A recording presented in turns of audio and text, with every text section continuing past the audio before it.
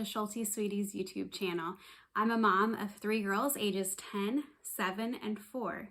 And we've been homeschooling for about 5 years now and going to be starting our 6th year this summer. Today I wanted to go through a little bit of a review about Writeshop Junior Book E. This is the teacher's guide, and so I'm going to do a little flip through and kind of explain how we use things and give you a few tips along the way. I hope that this is helpful for you. Writeshop Junior is one I think that gets looked over a lot because maybe it's daunting. The teacher manual especially has a lot of information in it. But I would really encourage you to check this out as an option for writing. It does include a little bit of grammar, and I'll show you those portions as well.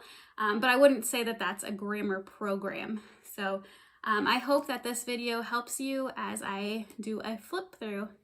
Thanks. Have a great day. Today we're going to check out Writeshop Junior Book E. This is the book that we chose for my daughter this last year. Actually, I had it on my computer for probably close to a year before I even tried to figure out what Writeshop Junior was all about. So we chose Book E, and it was actually perfect spot for her to start on for 5th grade. She started mid-year though. But they do have placement tests on the Writeshop website that you can use to figure out, but they don't really recommend going to a lower level if you haven't used Writeshop before. Usually it's typically for their age and just what they're able to read and write, if they're able to write some sentences and things. So we chose Writeshop Junior Book E, and so it's right in the middle of Writeshop Junior. There is a D and an F. So next year, after she finishes, we're about halfway through with Writeshop Junior Book E, and then we will finish that out and start with Book F as far as we plan to right now. So I will walk you through some of this book because there is a lot of writing, and this is the teacher guide. Honestly, I probably wouldn't print this out in the future if I got the PDF. I would probably keep this on a computer or my iPad and just refer back to it now that I have a little experience with it, but I wanted to print it out just to have my hands on it this time around. This is the table of contents, and this is the list of the lessons, and there are 10 lessons. It seems like it's not very much, but there's a lot to the lessons. They usually last 2 to 3 weeks, and I'll show you the schedule in just a little bit. But in this level, you're writing a fable, writing with humor, writing an adventure, writing science fiction, writing a mystery. You have concrete poetry, writing a personal narrative, a descriptive narrative, writing a book report, and writing a nonfiction report. So those are the lessons. We have completed number all the way up to 5, and so then we'll start number 6 in the fall here. Just show you some of these shows you. These are things that you should be reading. The introduction. There is a lot written out, so there's a lot of reading to do before you do this. But here is planning your schedule. So they suggest you could do a 3-week lesson plan. And this is your 3 weeks. So this is what you're doing. You have 2 days off each week. If you do the 3-week lesson, you could do a 2-week lesson plan, but you would really only have about 1 day off if you're doing that lesson plan. Here's another option, which you have a day off, but it's up here on Thursday. Or if you were teaching more than one student with different books, here's a schedule for that. So they have lots of different options for scheduling. We have, now that we're in a groove with what we know how to use it, we don't use it quite with 3 weeks. We just do what we need to do, and we do our work about every other day with this. I don't want it to be overwhelming to her. So that's kind of just how our schedule has worked out. So there's materials and supplies. Lots of little tips here. There is so much information, reading logs, fold and go grammars. There is a fold and go grammar aspect to it that you do at the beginning of each lesson. So there's 10 fold and go grammars. I will show you those in a little bit, but they require some setup, but they do cover grammar concepts, but I would not call it a grammar curriculum. You would probably want to add something else. So it goes through, each of these pages are telling you what that part of the lesson is about, the writing project, and how you can break it up into smaller steps. So I'm going to go just through one lesson and just kind of show you what it's like. So the first pages will tell you just like the materials you need. Then this is where you would start with activity set 1-1. And I'll show you basically on that first 1-1, you will do the fold and go grammar, the file folder.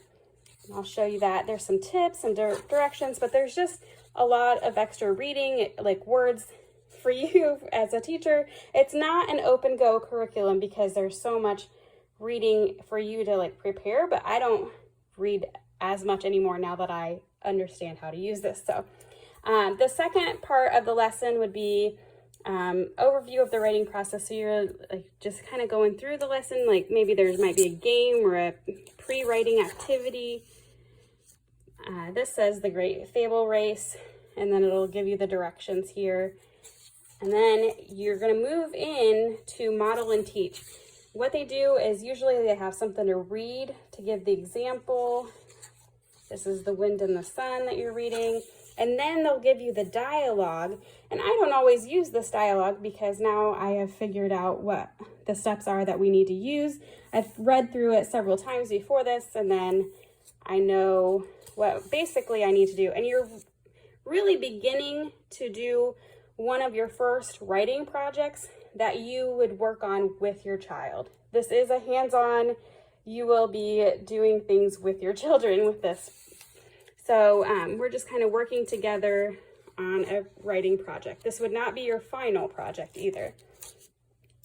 This part would be skill builder. This is choose a voice. That's 1-3 on this lesson. A lot of times they will have journal writing on one of the days. So there's like, that would be a student page. Then you're going to have brainstorming, and this is brainstorming for your final like writing project of that genre. And it kind of goes through what they want you to be thinking about from your lesson. I can turn the page here. And then they're going to start writing their writing project, writing a fable. So she was writing a fable on her own, and she couldn't do the one that we did together. So I had her do a separate one.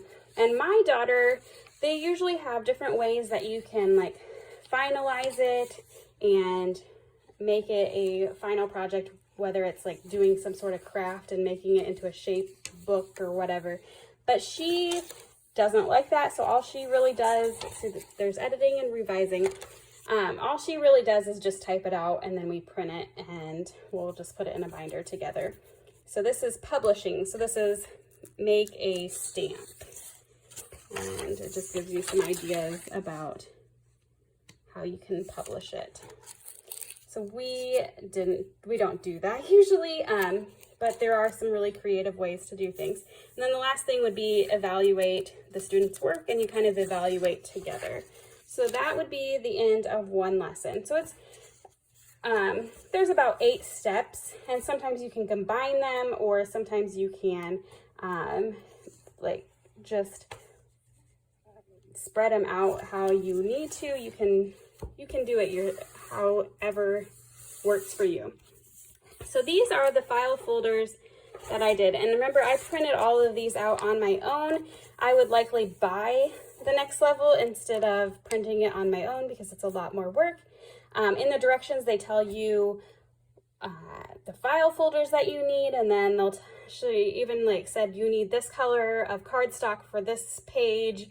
And so it was a lot of work trying to figure out, making sure I was getting the right pages, which in hindsight, I don't think that all of the colors of pages really mattered, but I didn't want to mess things up the first time I used this. So this is an example. This would be, I labeled each of the file folders.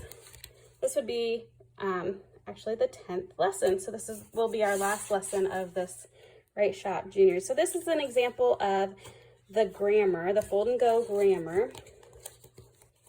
Show you the whole thing here.